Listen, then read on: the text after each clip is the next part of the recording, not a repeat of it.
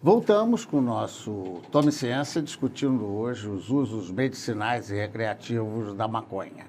Bem, vocês, não sei se sabem, se não sabem, passarão a saber que vocês têm a possibilidade de assistir esse programa a hora que quiser, tá? Além da nossa rede exibidora, tem o site, anota aí, www.tomeciencia.com.br.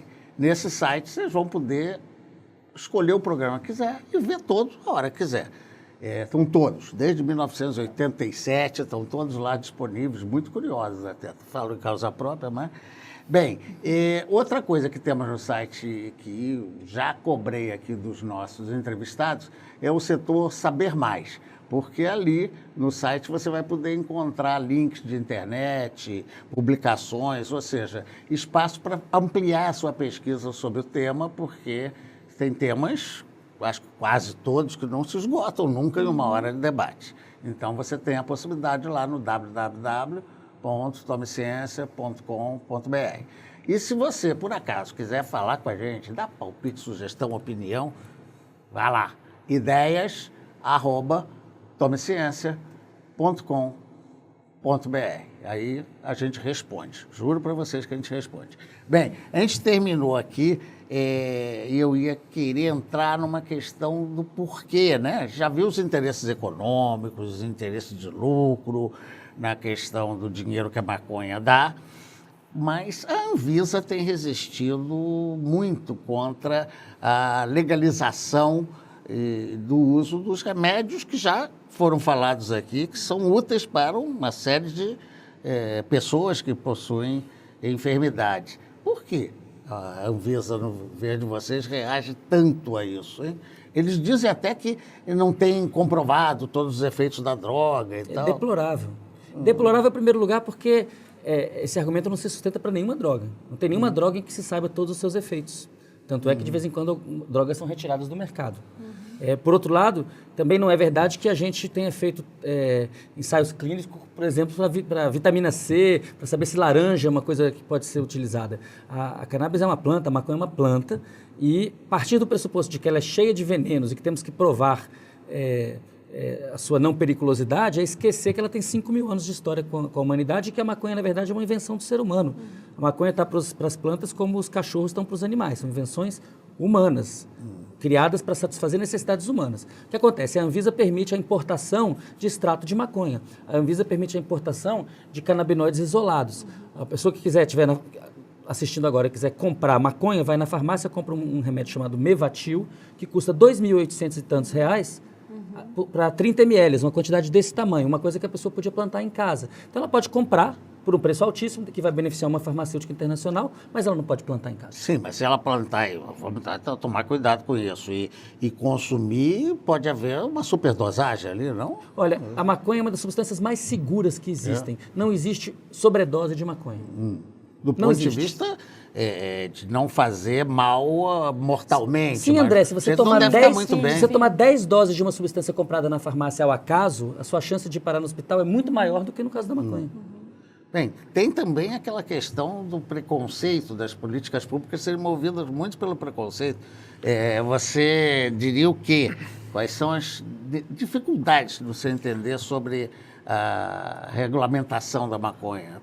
Quando a gente está falando de política pública, isso envolve evidências disponíveis, o que os especialistas falam dessas evidências e como é que os políticos entendem essas evidências e aplicam no dia a dia.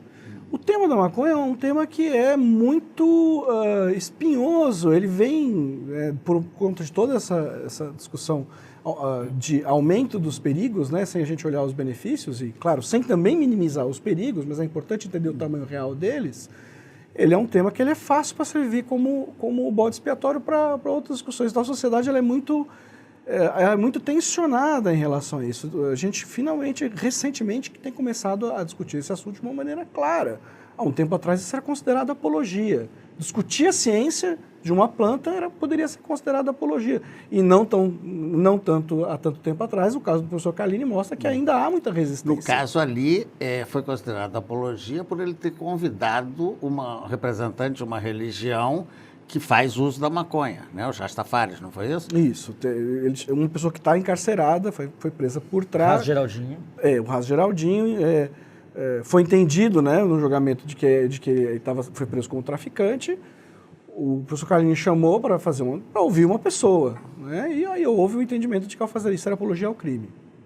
Fica muito difícil. Até um debate aqui na SBPC sobre maconha, eventualmente, pode ser considerado uma apologia, na medida que se defenda a liberação. Exatamente. Então, né? o que é mais incrível nessa história toda é que a ciência está demonstrando imensos efeitos terapêuticos da maconha, por exemplo, produzindo novas sinapses no cérebro.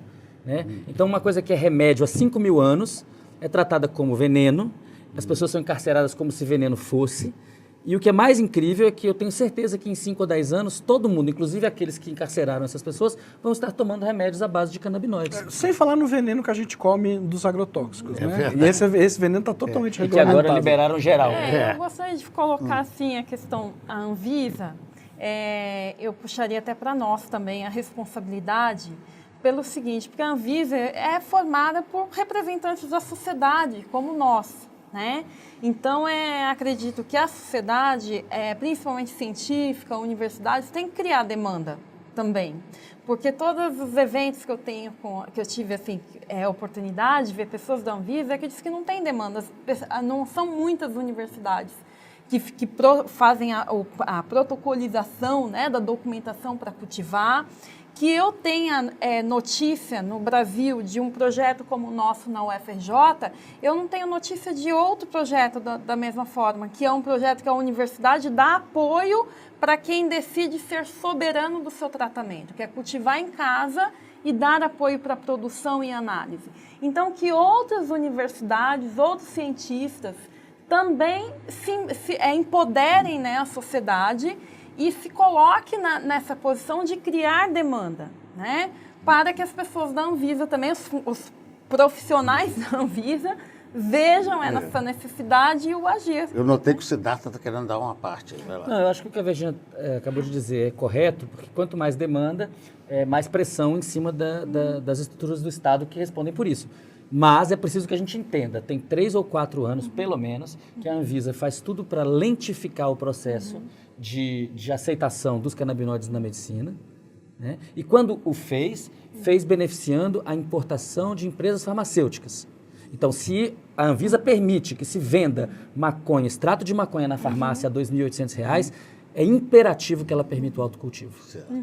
Eu tenho um amigo terapeuta, e eu vou levar essa questão para o Toffoli, que ele diz que a humanidade, na sua história, sempre precisou de um determinado grau de alteração de consciência até para sobreviver às pressões dos próprios pensamentos. Faz sentido? Quer dizer... Não existe ser humano sem alteração da consciência. Não necessariamente ela vai acontecer apenas com o uso de substâncias. Pode ser o transe religioso das religiões afro-brasileiras, das religiões evangélicas brasileiras.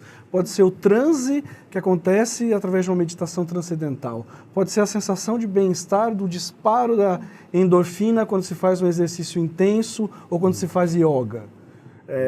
Viver é uma coisa não muito fácil. E nós queremos, de um jeito ou de outro, poder encontrar outras formas de existência. As substâncias psicoativas são ferramentas para isso. Ferramentas com riscos. Como outras ferramentas que usamos também. Nós, como diz o Siddhartha, macacos curiosos que somos. A grande questão é saber, podemos decidir com sabedoria e com informação, e da maneira que a ciência tem acontecido agora, com a proibição, a gente não consegue nem ter a informação correta, né? Poder ter a informação correta, poder fazer a decisão. Decisões mais adequadas para cada tipo de substância em seu contexto também. Mas a gente só consegue fazer isso se a gente desapaixonar e tirar o pânico que está associado às substâncias psicoativas. Isso eu queria até, já estamos aqui próximo do final, reservar um tempinho para cada um e que não nos acusem de fazer um efeito como foi do outro, né, de apologia. Em nenhum momento, aqui ninguém recomenda receita nenhuma para ninguém, só no consultório. Eu perguntaria a vocês que tipo de recomendação ou de postura é capaz de ajudar a superar o preconceito, aquela coisa que eu coloquei, o maconheiro, que parece que não é trabalhador, que não é uma pessoa de bem, né? O que é que vocês diriam a essas pessoas para a gente encerrar o programa? Uma fala aí para cada uma que vocês se posicionam. Começa? Peguei, vai, pode começar. Olha, a gente precisa entender que nós vivemos ainda num tempo em que as pessoas dizem que droga é a substância que os outros usam e ela não usa. Então, quem gosta de tomar sua cervejinha, quem gosta de tomar o seu whiskyzinho, quem gosta de fumar cigarro, quem gosta de muito açúcar no suco de maracujá, está usando droga. Quem toma café todo dia de manhã, todas essas substâncias são drogas. O que nós temos hoje é que algumas drogas são glorificadas e outras são vilipendiadas, são cerceadas, o seu uso é cerceado, e se cria a sensação de que existem drogas do demônio e drogas de Jesus. E isso é uma mentira. Toda substância pode ser remédio e pode ser veneno, depende da dose. No caso da maconha, para ser veneno tem que ser uma dose tão grande que cai um tijolo de maconha na cabeça da pessoa. O que não quer dizer que não haja grupos de risco. Então é preciso regulamentar e proteger os grupos de risco. E sem nenhum tipo de ingenuidade, porque as outras substâncias todas têm grupos de risco e são bem mais perigosas, essas que a gente mencionou aqui, do que a maconha. Toffler. Eu com certeza vou fazer apologia. Eu vou fazer apologia à saúde, vou fazer apologia à ciência, vou fazer apologia ao conhecimento, eu vou fazer apologia à compaixão.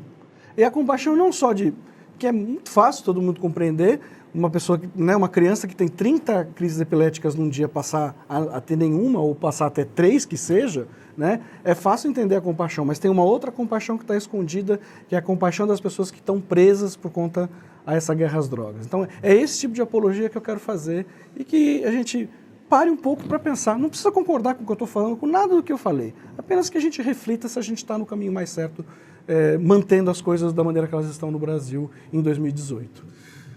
Virgínia, você começou, termina.